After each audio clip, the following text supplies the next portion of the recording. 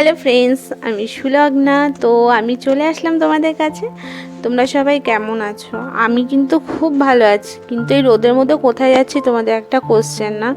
আমারও খুব জানার ইচ্ছে যে আমি কোথায় যাচ্ছি। বিশ্বাস করো, আমি কিচ্ছু জানতাম না। আমার বর বলল তুমি তাড়াতাড়ি রেডি হও, আমি বেরোচ্ছি।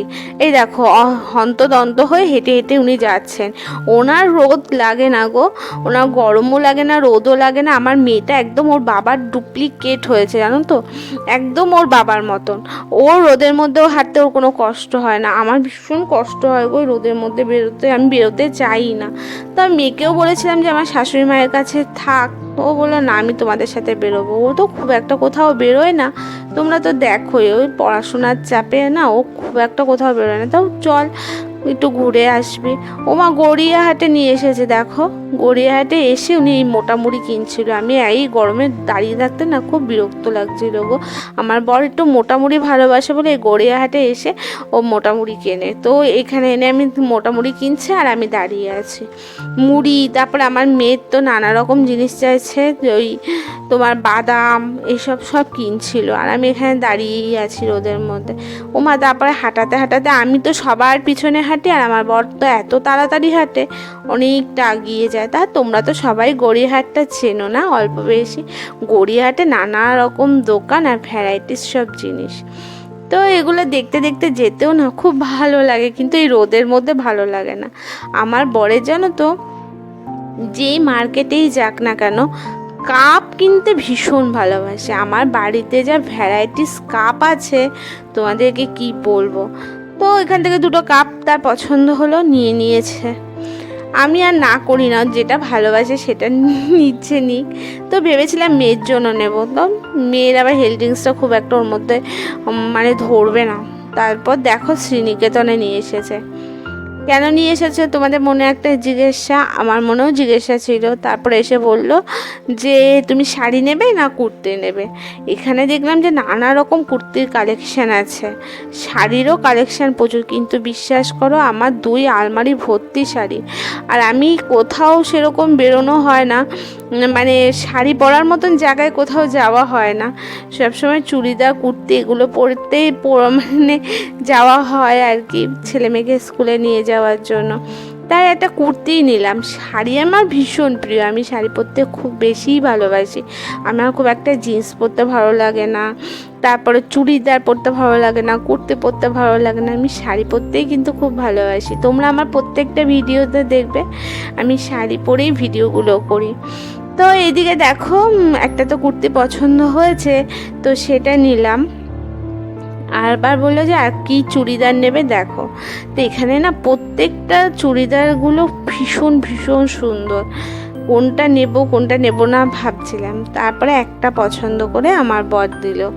তো আমার বরের পছন্দই আমার পছন্দ, আমি আর অন্য কিছু নিই না। আমার বর যেটা পছন্দ করে আমি সেটাই নিই।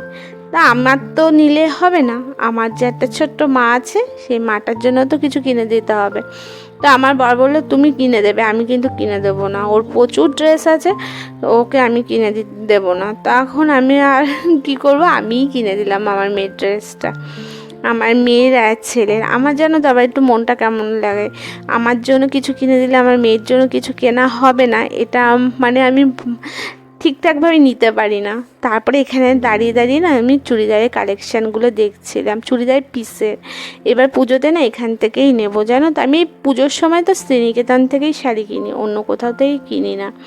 তো এখানে চুড়িদারের কালেকশানগুলো খুব সুন্দর, চুড়িদার পিসের আর কি। আর ওদিকে তো আমার মেয়ে একটু ট্রায়াল রুমে গেছে ড্রেসগুলো পরে দেখার জন্য। তো এখানে এত সুন্দর সুন্দর পিস, আমার মনে ছিল যে অনেকগুলো কিনি, কিন্তু আমার বর তো দেবে না। তারপরে ছেলের জন্য এমনি একটা টি শার্ট কিনেছিলাম, মানে আর কি গরমে কমফোর্টেবল। আর পিছনে দেখো কত শাড়ির ভ্যারাইটিস। তো এখান থেকে জানো তো আমার ভাইয়ের বিয়েরও সব ড্রেসপত্রগুলো এখান থেকেই কিনেছিলাম, মানে বেনারসি শাড়ি ভাইয়ের বউয়ের জন্য আর কি। আর এখানে যে বেবিদের জন্য কত কালেকশান, তোমাদেরকে কি বলবো। আমার মেয়ের জন্য আমি ছোটোবেলায় জানো তো প্রচুর জামা কাপড় কিনতাম না, পুতুলের মতন ওকে সাজাতে আমার খুব ভালো লাগতো। এখনও না ছোটো ছোটো বেবিদের ড্রেসগুলো দেখলে না আমার মনে হয় কি কিনি, আমার ভীষণ ভালো লাগে বেবিদেরকে সাজাতে। তো ওই জন্যই ভগবান মনে হয় আমাকে মেয়ে দিয়েছে, আমার মেয়েদেরকে না সাজাতে খুব ভালো লাগে। আর এখানে শাড়ি কালেকশানগুলোও কিন্তু খুব ভালো জানো তো।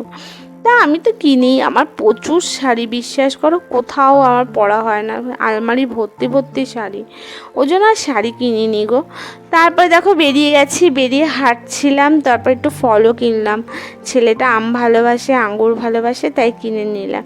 কিনে একটু ভিডিও করছিলাম বলে আমার বর আমায় ধমক দিয়েছে না, ভাবতে পারবে না। তারপরে বাড়ি চলে এসেছে, ধমক খেয়ে বাড়িতে এসে দেখো ভাত নিয়ে বসে পড়েছি আর কি লাঞ্চ। তো আজকে লাঞ্চে ছিল ডাল আর আলু ভাজা আর গন্ধরাজ লেবু আর মাছের ঝোল। তো এইটা আমার আজকে হচ্ছে লাঞ্চ ছিল। তো লাঞ্চটা খেয়ে যদি ভালো লাগে তাহলে আমি তোমাদের সাথে আমাকে যা আমার বর গিফট করলো বার্থডে, তো সেই গিফটগুলো দেখাবো। বার্থডেটা কাছেই। আর তো এখন আমরা খেয়ে নিই, তারপর আবার তোমাদের কাছে কী কী জিনিস কিনলাম দেখাবো। লাঞ্চটাকে করে নিই।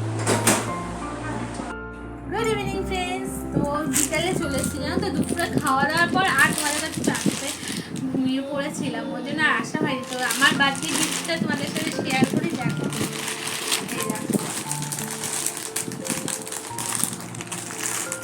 এই যে আমার হাজব্যান্ড আমাকে এইটা দিয়েছে বার্থডেতে, এই যে এটা।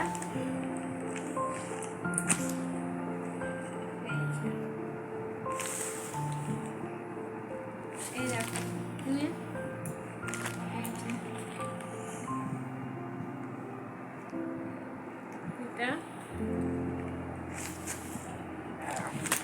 আরেকটাও দিয়েছে, দাঁড়াও দেখাই।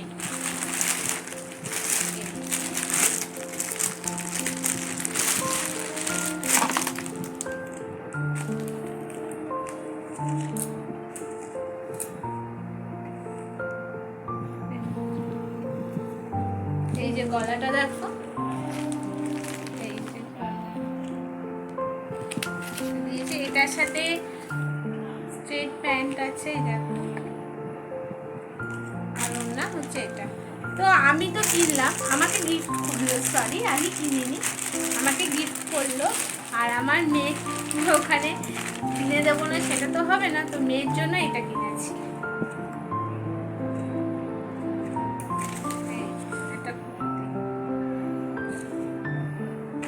ওর উপরে পরার আর কি, টপ জিন্সের উপরে পরার জন্য। আর আমার ছেলের জন্য কিনবো না সেটাও তো হবে না। এই দেখো আমার ছেলের জন্য একটা টি শার্ট কিনেছি।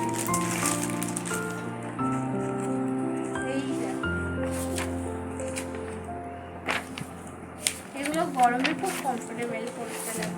তো এগুলোই তো কিনলাম। তো টাটা আজকের মতো, তোমরা খুব খুব ভালো থেকো, সুস্থ থেকো। আর আমার ব্লগটা যদি তোমাদের ভালো লেগে থাকে প্লিজ একটা লাইক, কমেন্ট এন্ড শেয়ার করো। টাটা।